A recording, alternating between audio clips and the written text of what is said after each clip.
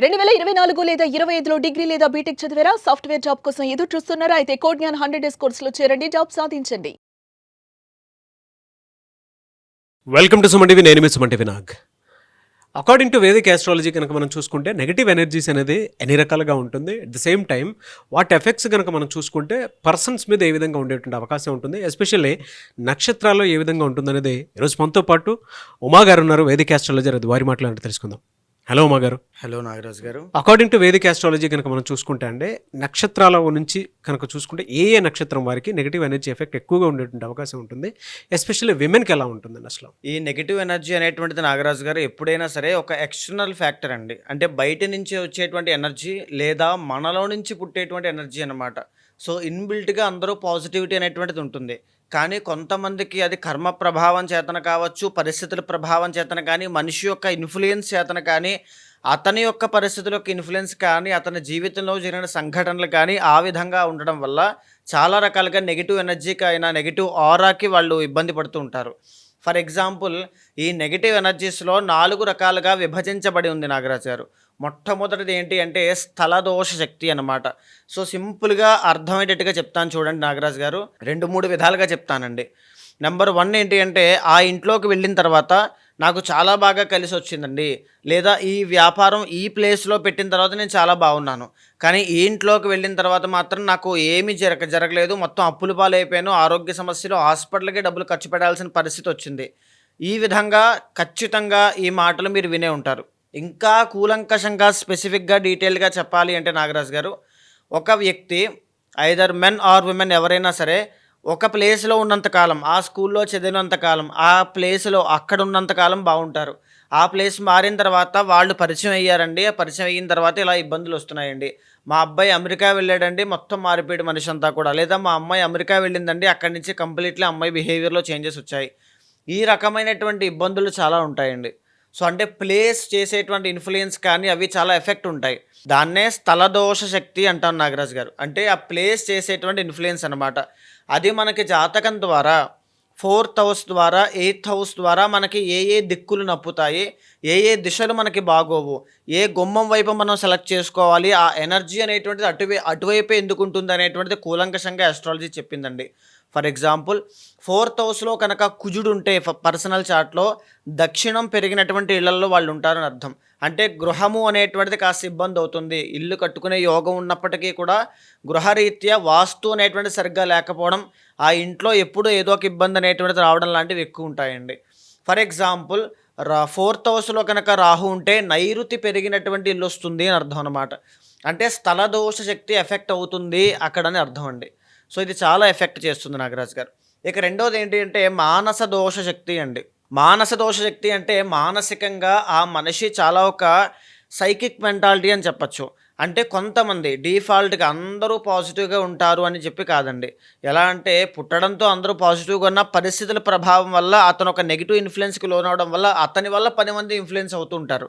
మానస దోష శక్తి అన్నమాట. For example, అప్పటిదాకా బాగానే ఉన్నటువంటి పిల్లవాడు 10th ఇంటర్ అయిన తర్వాత కొంతమంది సర్కిల్ని కలిసిన తర్వాత ఒక ఎడిక్షన్స్ అనేటువంటివి గురవుతూ ఉంటాడు. లేకపోతే తెలియనటువంటి చెడు సహవాస దోషం అంటామండి. ఇది ఎక్కడి నుంచి పుడుతుందంటే 2 యోగాలు జాతకంలో చెప్పబడ్డాయి నాగరాజు గారు. ఒకటి అష్టమంలో చంద్రగ్రహ సంచారము, 2 లాభంలో రాహుగ్రహ సంచారము. ఈ 2 ఉన్న వాళ్ళకి మానస దోష శక్తి అనేటువంటిది ఉంటుంది. దీనివల్ల పక్కన ఉన్నటువంటి వాళ్ళ వల్ల చెడిపోతారనమాట, మోసపోతారు, అతి మంచితనం వల్ల మోసపోతారు. ఈ మానస దోష శక్తి అనేటువంటిది ఉండడం వల్ల ఓవర్ థింకింగ్, యాంగ్జైటీ, డిప్రెషన్ వీటికి సంబంధించి చాలా ఇబ్బందులు పడతారండి. ఇది చాలా ఎఫెక్ట్ చేస్తుంది, మనిషిని ప్రశాంతంగా ఉండనివ్వకుండా చేస్తుంది. తనంతట తానుగా నిలబడితే బాగానే ఉంటాడు, నార్మల్గా ఇలా దోషం ఉండడం వల్ల అధోగతి పాలవుతూ ఉంటాడు.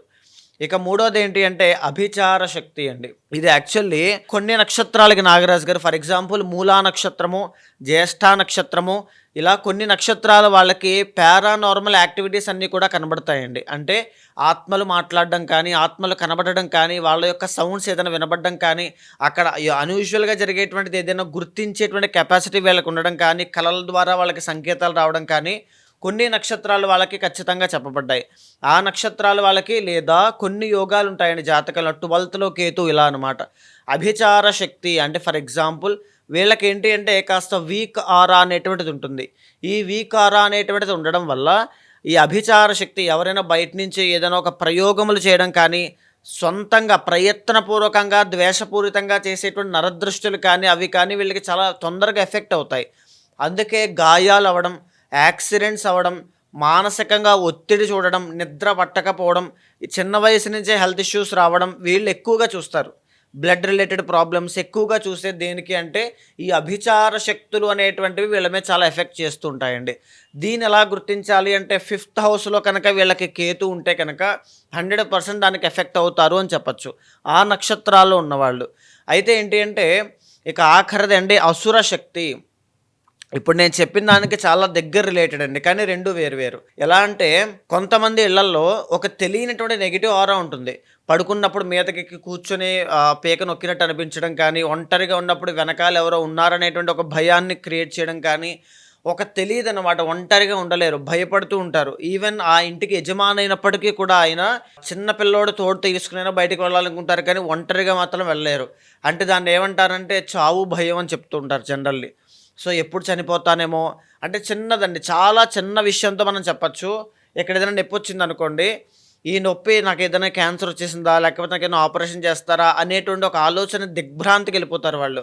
అంటే ఒక నెగిటివ్ ఆరా ఎప్పుడూ వెంటాడుతూ ఉంటుంది. లేకపోతే కళల్లో ఎవరెవరో కనిపించి వచ్చే చచ్చిపో అంటే ఈ రకమైనటువంటి ఎక్స్పీరియన్స్ నేను చూశాను కాబట్టి చెప్తూ ఉన్నానండి చాలామంది దగ్గర. సో దీన్ని ఏమంటారంటే అసుర శక్తి అంటారు నాగరాజు గారు. దీన్ని ఎదుర్కోవాలి. జనరల్లీ ఎలాంటివి ఉండకూడదు అంటే స్ట్రాంగ్ ఆరా అనేటువంటిది లగ్నాధిపతి బలం అనేటువంటిది ఉండాలి. లగ్న బలము 12th హౌస్ లార్డ్ బలం కనుక ఉంటే చాలా స్ట్రాంగ్ ఆరా అనేటువంటిది ఉంటుంది. ఎవ్వరికి తల వంచేటువంటి పరిస్థితులు వీళ్ళకు ఉండవు. సో అలాగా ఈ 4 శక్తులు కూడా ప్రతి మనిషిని కూడా ఏదో ఒక సందర్భంలో ఆయా యోగాలు ఉన్నప్పుడు, ఆయా కలయికలు వచ్చినప్పుడు ఖచ్చితంగా ఎఫెక్ట్ చేస్తాయండి.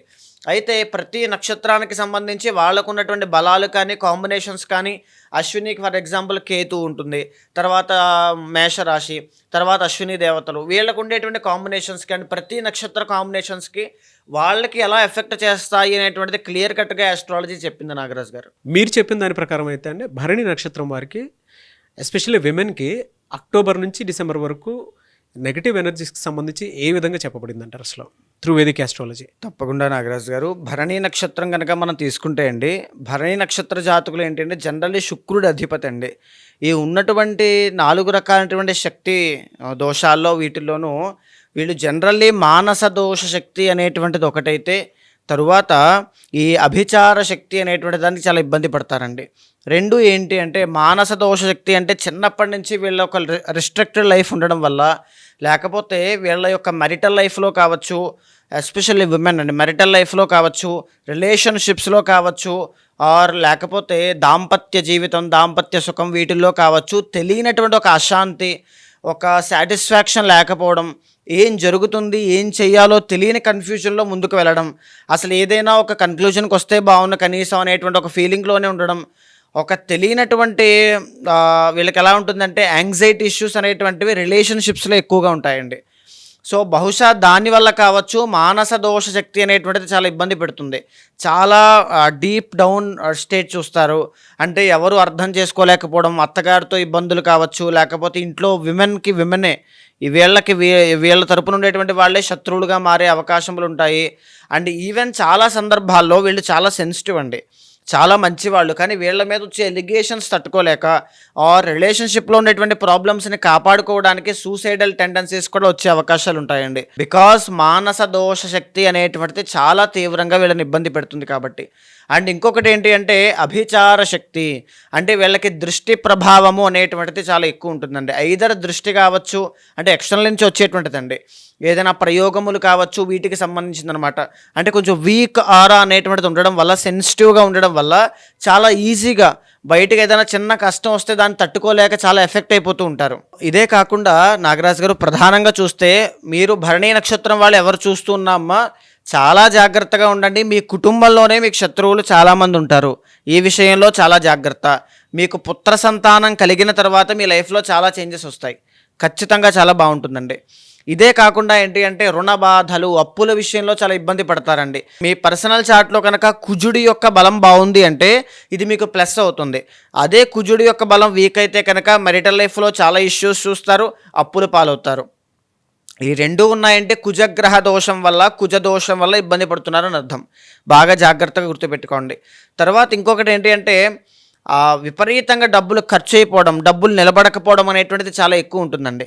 బికాస్ ఈ ఎనర్జీస్ అనేటువంటివి వీళ్ళని కుదురుగా ఉంచలేవు. ఒక చోట ప్రశాంతత అనేటువంటిది లైఫ్లో లేకపోవడం ఎక్కువగా చూస్తారండి.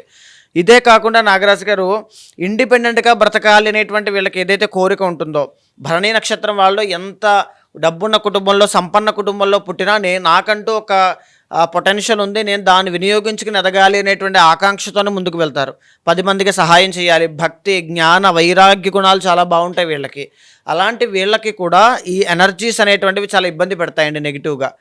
సో అలాంటి వాటి నుంచి బయటికి రావాలంటే ఎక్కువగా మీరు ఆరాధన చేయాల్సింది సుబ్రహ్మణ్య స్వామిని. ఎందుకు అంటే భరణి నక్షత్ర జాతక స్త్రీలు కొంచెం ఇబ్బందులు అనేటువంటి మెరిటల్ లైఫ్లో చాలా ఎక్కువ పడతారు కాబట్టి చాలా జాగ్రత్త. అయితే అక్టోబర్ దగ్గర నుంచి డిసెంబర్ దాకా వీళ్ళకి ఏ విధమైనటువంటి ఫలితాలు కనబడుతున్నాయో మనం చూస్తే నాగరాజు గారు, కొద్దిగా అక్టోబర్ 10వ తారీఖు తర్వాత నుంచి శని కుంభరాశిలోకి ఎంటర్ అవుతూ ఉన్నారండి. మళ్ళీ మీనంలోంచి మళ్ళీ వక్రించి ఇలా వెనక్కి వస్తూ ఉన్నారనమాట. దీని ప్రభావం చేత శని వీళ్ళని కాస్త కాపాడి పైకి తీసుకెళ్లే అవకాశాలు ఉంటాయి. ఏ విధంగా అంటే ఏ ఆస్పెక్ట్లో అని చెప్తే కనుక బిజినెస్లో ప్రాఫిట్స్ అనేటువంటివి బాగుంటాయి, కెరీర్లో గ్రోత్ అనేటువంటిది బాగుంటుంది, పెద్దవాళ్ళ యొక్క సహాయ సహకారములు కానీ, పై అధికారుల దగ్గర నుంచి మన్ననలు, ప్రశంసలు, అభినందనలు కానీ చూడడం వల్ల కెరీర్ గ్రోత్ అనేటువంటిది ఖచ్చితంగా కనబడుతుంది. వీళ్ళ లైఫ్లో ఒక చేంజ్ అనేటువంటిది వస్తుందండి. ఒక డిసిప్లిన్ వైపు, ఒక మోటివేషనల్గా, ఒక ఇన్స్పైర్ అయ్యే విధంగా వీళ్ళ బిహేవియర్లో కూడా చాలా చేంజెస్ వచ్చే అవకాశాలు ఎక్కువగా కనబడుతూ ఉన్నాయండి. చాలా మంచి విషయం ఇది, చాలా మంచి గుణం అని కూడా చెప్పచ్చు. అక్టోబర్ 17వ తారీఖు దాకా మీకు చాలా బాగుంటుంది. ఎందుకంటే రవి, బుధులు మీకు యోగిస్తున్నారు కాబట్టి. అక్టోబర్ 17 తర్వాత మీ ఫాదర్కి లేదా మీ ఫాదర్ యొక్క బిజినెసెస్లో కాస్త లాసెస్ అనేటువంటివి చూసే అవకాశాలు ఉంటాయి. సో నాన్నగారి యొక్క ఆరోగ్యం చాలా చక్కగా జాగ్రత్తగా చూసుకునే ప్రయత్నం చేయాలి. తర్వాత కుజగ్రహ సంచారం అష్టమంలోకి సంచారం జరుగుతోంది మాసం చివరిలో, అక్టోబర్ ఎండ్లో. దీని మూలకంగా ఏదైనా ఒక ల్యాండ్ ఇష్యూస్ కానీ, ల్యాండ్ డిస్ప్యూట్స్ కానీ, కలహాలు, తగువులు లాంటివి ఇబ్బంది పెట్టే అవకాశాలు ఉంటాయండి. సో ఇప్పటికైతే పర్వాలేదు, అక్టోబర్ 26 నుంచి చాలా జాగ్రత్తగా ఉండాలి. అండ్ మనం చూస్తే అండి గురుడు కూడా సెప్టెంబర్ 28వ తారీఖు, అక్టోబర్ 1 నుంచి మనం వేసుకుంటే కనుక కర్కాటకంలోకి ఎంటర్ అవ్వడం జరిగింది. దీనివల్ల మంచి మనీ అనేటువంటిది చూసే అవకాశాలు ఎక్కువగా కనబడుతున్నాయి. డబ్బు, బంగారం, వస్త్రాలు, ఆభరణాలు, వాహనాలు, ఇవన్నీ కూడా. సో అల్టిమేట్లీ బాగుంటుంది, మంచి జీవితంలోకి మంచి గ్రోత్ అనేటువంటిది చూడబోతున్నారని చెప్పొచ్చు. కానీ పర్సనల్ చార్ట్ చూసుకోండి, మీరు ఏది స్టార్ట్ చేయాలి అనుకున్నా అందులో చూసుకుని ముందుకు వెళ్ళండి. సుబ్రహ్మణ్య స్వామి వారి యొక్క ఆరాధన, వెంకటేశ్వర స్వామి వారి యొక్క ఆరాధన తప్పకుండా చేయండి, చాలా మంచి గ్రోత్ చూస్తారు. ఎలా సార్ అంటే మీరు చెప్పిన దాని ప్రకారము ఎవరికైనా సరే ఏదైనా చిన్న చిన్న దోషాలు అవి ఉంటే వేదిక ఆస్ట్రాలజీ త్రూ ఏదైనా రెమెడీ కావాలి అనుకునేటువంటి వాళ్ళు ఉంటారు. పర్సనల్ చార్ట్ త్రూ తెలుసుకొని మిమ్మల్ని అప్రోచ్ అవ్వాలంటే ప్రాసెస్ ఏంటి? తప్పకుండా అండి. పర్సనల్ చార్ట్ అనేటువంటిది ఎప్పుడూ కూడా మీ లైఫ్కి సంబంధించి ఒక క్లియర్ డిస్క్రిప్షన్ అండి.